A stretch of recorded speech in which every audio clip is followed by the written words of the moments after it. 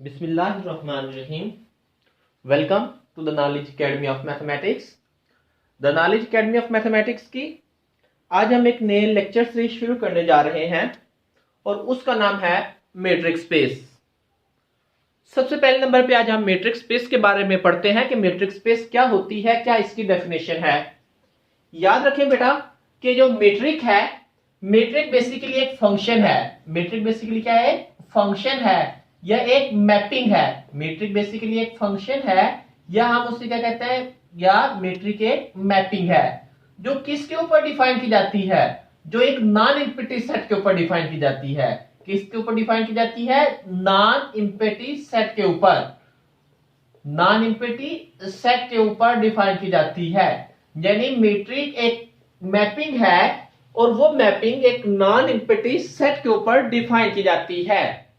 और याद रखो बेटा, जो ये मैपिंग है मैट्रिक, इसको हम बेसिकली डिस्टेंस फंक्शन भी कहते हैं। इसको क्या कहते हैं बेटा? डिस्टेंस फंक्शन भी कहते हैं मैट्रिक को। ओके, यानी आपको सबसे पहले नंबर पे ये पता होना चाहिए कि मैट्रिक क्या है। मैट्रिक बेटा एक मैपिंग है। मैट्रिक क्या है? मैट्रिक एक मैपिंग है और वो मैपिंग किसके ऊपर डिफाइन की जाती है? और वो मैपिंग किसी भी नॉन एम्प्टी सेट के ऊपर डिफाइन की जाती है। और मैट्रिक का मैंने आपको दूसरा नाम बता दिया कि मैट्रिक का दूसरा नाम क्या है बेटा? डिस्टेंस फंक्शन है। क्या है बेटा उसका दूसरा नाम? डिस्टेंस फंक्शन है। आइए इसकी प्रॉपर डेफिनेशन लिखते हैं, फिर इसके हम देखेंगे कि वो कौन सी मैपिंग है, कि उस मैपिंग के अंदर कौन कौन से एक्सियम्स हैं। आया कि जब वो एक्सियम सेटिस्फाई हो जाते हैं कि तो वो मैपिंग मैट्रिक में कन्वर्ट हो जाती है। ओके, यानी कोई भी मैपिंग मैट्रिक स्पेस में कन्वर्ट कब होगी? तो उसके लिए कुछ कंडीशंस हैं, उसके लिए कुछ एक्सियम्स हैं। और अगर वो एक्सियम किसी भी मैपिंग के अंदर सेटिस्फाई हो जाते हैं तो वो मैपिंग आपकी किस में कन्वर्ट हो जाएगी बेटा? मैट्रिक स्पेस में कन्वर्ट हो जाएगी। आइए इसकी डेफिनेशन लिखते हैं। लेट कोई भी एक नॉन एम्प्टी सेट है, लेट मैं कहता हूं x, let x be a non empty set. फर्ज किया जाता है मेरे पास x कोई भी एक नॉन एम्प्टी सेट है। ये सेट क्या हो सकता है? ये सेट ऑफ रियल नंबर भी हो सकता है, सेट ऑफ रेशनल नंबर भी हो सकता है, सेट ऑफ नेचुरल नंबर भी हो सकता है, जो भी है ये, लेकिन होना क्या चाहिए? नॉन एम्प्टी सेट होना चाहिए। Okay, let x be a non empty set and d कोई भी मैपिंग है जो कहां से होगी? x क्रॉस x से r के ऊपर होगी। D x cross x to r। और यहां पे x क्या है बेटा? x एक नॉन एम्प्टी सेट है। ओके, और r क्या है? r एक रियल लाइन है। r क्या है बेटा? रियल लाइन है। ये डी x क्रॉस x से r पे होगी, is said to be metric, is said to be metric if following axioms are satisfied. If following axioms are satisfied, यानी अगर कुछ एक्सियम्स हैं वो सेटिस्फाइड हो जाते हैं तो जो मैपिंग है, आपकी मैपिंग किस में कन्वर्ट हो जाएगी? आपकी मैपिंग मैट्रिक में कन्वर्ट हो जाएगी। अब बेटा इसके अंदर एक वर्ड इस्तेमाल हुआ है, एक सिंबल इस्तेमाल हुआ है, ये एक्स क्रॉस का। ये सिंबल क्या है? ये सिंबल किस लिए रिप्रेजेंट होता है? ये किस चीज को डिनोट करता है वो हमने देखना है। देखिए ये हमने ये लिखा है, डी को जो मैपिंग है वो x क्रॉस x से r के ऊपर है। ये जो क्रॉस का सिंबल है ये किस चीज को डिनोट करता है? ये बेटा कार्टेशियन प्रोडक्ट ऑफ सेट को डिनोट करता है। किसको डिनोट करता है बेटा? ये कार्टेशियन प्रोडक्ट ऑफ सेट को, कार्टेशियन प्रोडक्ट ऑफ सेट। ये जो क्रॉस का सिंबल है कार्टेशियन प्रोडक्ट ऑफ सेट, यानी दो सेट्स होंगे आपके पास, उसके दरमियान जो कार्टेशियन प्रोडक्ट होगा, कार्टेशियन प्रोडक्ट के अंदर जो एलिमेंट आते हैं वो हमेशा ऑर्डर्ड फॉर्म में आते हैं। वो किस फॉर्म में आते हैं बेटा? ऑर्डर्ड फॉर्म में आते हैं। फर्ज किया जाता है, मैं कहता हूं मेरे पास दो सेट हैं, एक सेट ए है नॉन इंफिनिटी सेट और एक क्या है बी है, तो इसका जो कार्टियन प्रोडक्ट होगा वो क्या होगा बेटा, ए क्रॉस बी होगा। क्या होगा, ए क्रॉस बी। और जो इसके एलिमेंट होंगे, ए क्रॉस बी के जो एलिमेंट होंगे वो किस फॉर्म में होंगे, वो हमेशा ऑर्डर्ड पेयर फॉर्म में होंगे। वो किस फॉर्म में होंगे, वो हमेशा ऑर्डर्ड पेयर फॉर्म में होंगे। अब यहाँ पे जो ये ए है, ये जो ए है ये बिलोंग करता है कैपिटल ए से। ये क्या है, ए कोई भी एलिमेंट है कैपिटल ए का। और जो बी है, बी किसका एलिमेंट है बेटा, कैपिटल बी का एलिमेंट है। किसका एलिमेंट है, कैपिटल बी का एलिमेंट है। लेकिन हमारी जो मैपिंग है वो कहां से कहां है, वो x क्रॉस x से ही है। यानी उसके अंदर पहला एलिमेंट भी x है, वो x से x के ऊपर है। तो इसके ऑर्डर पे किस फॉर्म में होंगे, x इंटू एक्स या x इंटू वाई या x इंटू z, ये इस फॉर्म में इसके एलिमेंट्स होंगे। ओके, ये तो हमने पढ़ी है कि ये जो क्रॉस का सिंबल्स है, ये सिंबल ये किस चीज को डिनोट करता है। उम्मीद है आपको समझ आ गई होगी कि ये सिंबल है, ये दो जो नॉन इंफिनिटी सेट हैं, दो नॉन इंफिनिटी सेट के कार्टियन प्रोडक्ट को रिप्रेजेंट करता है, डिनोट करता है। हमने दो नॉन इंफिनिटी सेट लिए, एक सेट ए लिया, एक सेट बी लिया, तो इसका जो कार्टियन प्रोडक्ट होगा वो किस फॉर्म में होगा, ए क्रॉस बी। अब ये जो ए क्रॉस बी है, इस ए क्रॉस बी के बेटा जो एलिमेंट होंगे वो ए इंटू बी फॉर्म में होंगे। यानी वो किस फॉर्म में होंगे, वो पेयर फॉर्म में होंगे, ऑर्डर्ड पेयर फॉर्म में होंगे। और इसका जो पहला एलिमेंट होगा वो पहले सेट से बिलोंग करेगा, सेकंड एलिमेंट क्या होगा, सेकंड सेट से बिलोंग करेगा। ओके, आइए चलते हैं हम अपनी डेफिनेशन की जानिब, मैट्रिक्स स्पेस। अब इसका जो मैट्रिक्स स्पेस का बेटा जो सबसे पहला एक्सियम है, जो सबसे पहला एक्सियम है वो क्या है, मैट्रिक्स स्पेस का जो M1 पहला एक्सियम बेटा, जो मैपिंग है यानी D ऑफ एक्स वाई, इसके जो एलिमेंट होंगे वो हमेशा greater than or equal to 0 होगा। वो हमेशा greater than or equal to 0 होगा फॉर ऑल। ये जो x और y है ये कहां से बिलोंग करते हैं बेटा, ये आपके x से बिलोंग करते हैं। किससे बिलोंग करते हैं, x से बिलोंग करते हैं। यानी पहली जो पहला एक्सियम है, पहली कंडीशन है वो क्या है, d of x y greater than or equal to 0। इसका मतलब क्या है, इसका मतलब ये है बेटा, जो ये जो मीट्रिक है, ये जो फंक्शन है, ये नॉन नेगेटिव होना चाहिए। क्या है बेटा, ये नॉन नेगेटिव है। नॉन नेगेटिव का क्या मतलब है बेटा, आपको पता है कि अगर मेरे पास दो पॉइंट हो, अगर मेरे पास कितने पॉइंट हो, दो पॉइंट हो। लेट्स से ये मेरे पास पहला पॉइंट है ये x है और ये सेकंड पॉइंट है ये क्या है, y है। अब इसका जो दरमियानी जो डिस्टेंस होगा, या तो डिस्टेंस इन दोनों का दरमियानी डिस्टेंस क्या होगा, 0 होगा। ये दोनों का दरमियानी डिस्टेंस क्या होगा, 0। और 0 कब होगा, कि अगर दोनों पॉइंट एक ही जगह के ऊपर लाई करते हैं। दोनों पॉइंट बेटा क्या होते हैं, एक ही जगह के ऊपर लाई करते हैं। उस कंडीशन में क्या होगा, डिस्टेंस 0 होगा। ये सेकंड कंडीशन ये होगी कि उसका जो डिस्टेंस है वो ग्रेटर देन 0 होगा। Greater than 0। अब यहां पे सवाल ये पैदा होता है कि लेस देन 0 क्यों नहीं हो सकता।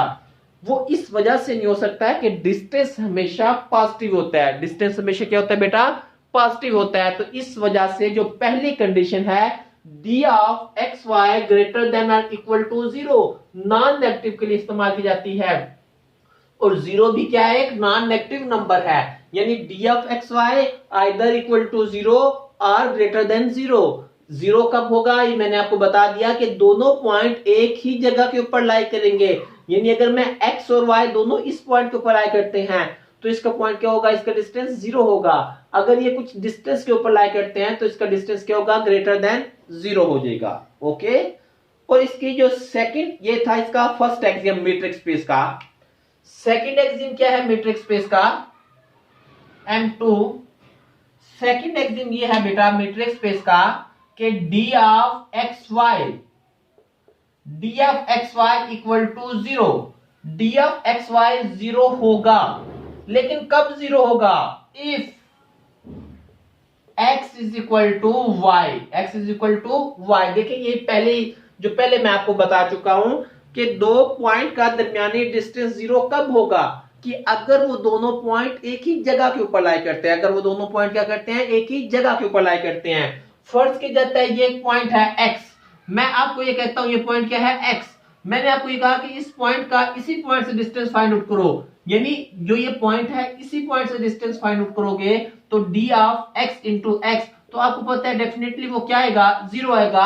अगर मैं कहता हूं दोनों पॉइंट x और y दोनों बराबर हैं, अगर x और y क्या है, दोनों बराबर हैं, मैं आपको ये कहता हूं d और x और y का डिस्टेंस फाइंड आउट करो, यानी x और y तो दोनों बराबर हैं, तो भी डिस्टेंस क्या आएगा बेटा, 0 आएगा। और ये d of x y equal to 0 कब होगा, जब x is equal to y होगा। ओके, ये सेकंड कंडीशन हमने प्रूव कर ली कि d of x y equal to 0, d of x y equal to 0 कब होगा, कि अगर x और y दोनों इक्वल होंगे। मैंने आपको इसकी एक्सप्लेनेशन ऐसे दी है कि अगर एक ही पॉइंट का उसी पॉइंट से डिस्टेंस फाइंड आउट करते हैं, एक ही पॉइंट का उसी पॉइंट से डिस्टेंस फाइंड आउट करते हैं, तो डेफिनेटली उस पॉइंट का डिस्टेंस क्या होगा, 0 होगा। ओके, आइए इसकी थर्ड प्रॉपर्टी क्या है।